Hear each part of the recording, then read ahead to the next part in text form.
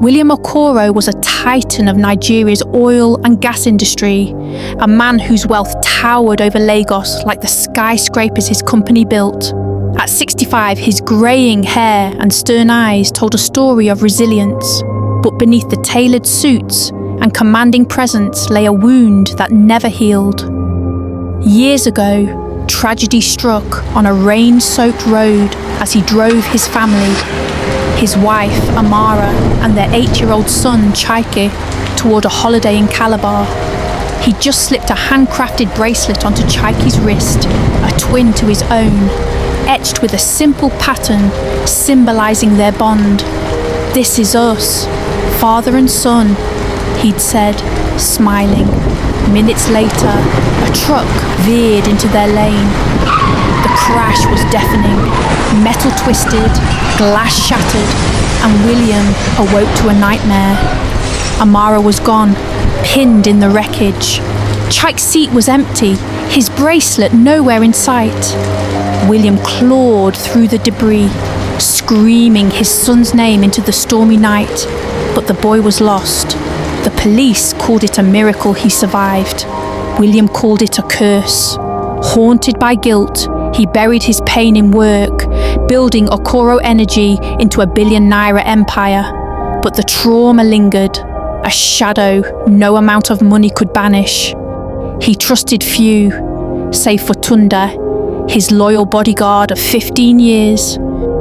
Tunde was a broad-shouldered man with a quiet demeanour, always at William's side, a rock in a world that had crumbled beneath him. Tunde knew William's heart and his will. Aging and childless, William had no heir, but instead of leaving his fortune to Tunde, who'd served him faithfully, William rewrote his legacy. Everything, company, property, his cash, would go to an orphanage for motherless children.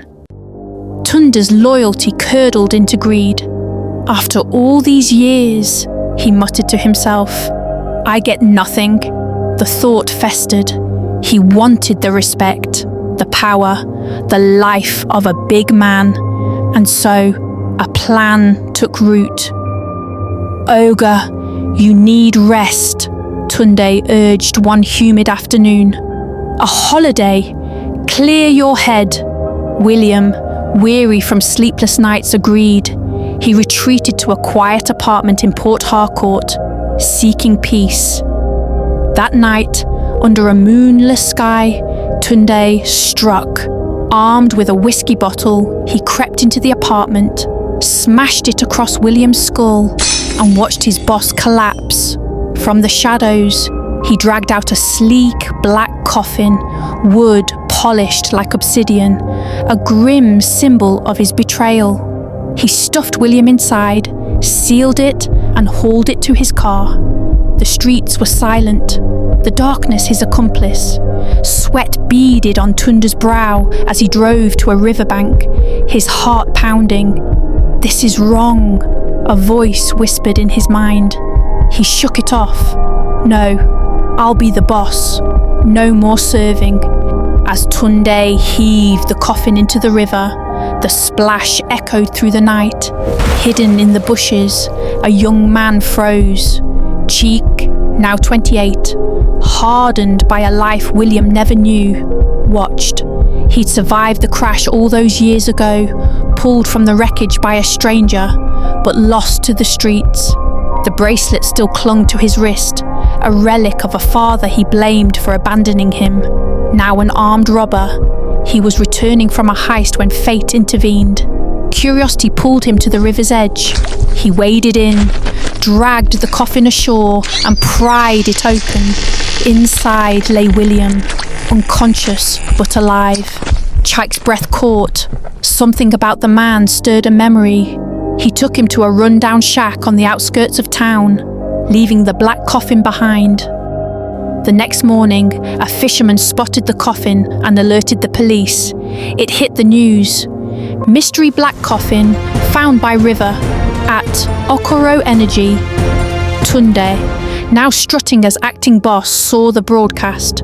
His pulse raced. "They can't open it," he stammered, dialing the police. "That's our boss's property. We're coming to check." The police agreed to wait. At the riverbank, Tunde arrived with William's lawyer, Mr. Adebayo. The coffin lid creaked open. Inside, a single shoe, William's. Tunde's eyes widened, but he forced a lie. "He must be dead." Adebayo's gaze sharpened. "Investigate this," he told the police. Tunde's palms sweated. Meanwhile, in the shack, William stirred. "Where am I?" he croaked. Chiki snapped, "Shut it, old man. I pulled you from that coffin someone dumped in the river." William's mind raced. "Revenge," he growled. "Help me, and I'll pay you well." Chike scoffed. "Pay me? You're broke here." Then, instinctively, he tugged at his bracelet. William's eyes locked on it. Trembling, he pulled his own from his wrist. The patterns matched. Time stopped. "Chike!" William whispered. "Father!" Chiki choked. Tears fell as years of pain collided. Anger, loss, love. Chike raged. "You left me to die!" William fell to his knees. "Forgive me, son. I never stopped looking." In that dirty shack, a father and son reunited. Chike vowed revenge. Using a burner phone, he called Tunda. "Watch your back." The line went dead. A text followed. "Your time to die is closer." Tunde unravelled, snapping at staff, hiring a CIA contact to hunt his tormentor. Chiki, disguised in a sharp suit, strolled into Okoro Energy as a businessman. Tunde greeted him, oblivious. Their meeting ended with Chiki's whisper, "I'm coming for you." Tunde panicked, dispatching thugs to ambush Chiki on the road. But Chiki fought like a lion, leaving them broken. William, recovering, called Adebayo, revealing all. Tunde, tracked by his own CIA hire, stormed the shack with armed men. "So this is where the mighty William hides," he sneered. Gun raised. Chick begged, "Don't shoot!" Tunde laughed, then fired, grazing William's arm. He crumpled, blood pooling. Chike roared, "No!" Sirens wailed. Police swarmed in, cuffing Tunde and his crew. William survived, hospitalized, but unbroken. Tunde got life in prison, his dreams of power rotting with him. Years later, he died behind bars. William handed Okoro Energy to Chike, who wore the bracelet as a badge of their bond. The black coffin, once a symbol of betrayal, became a tale of redemption, a father and son, lost and found. If you love this story, hit that subscribe button, give us a like, and share it with your friends. Let's keep the drama alive.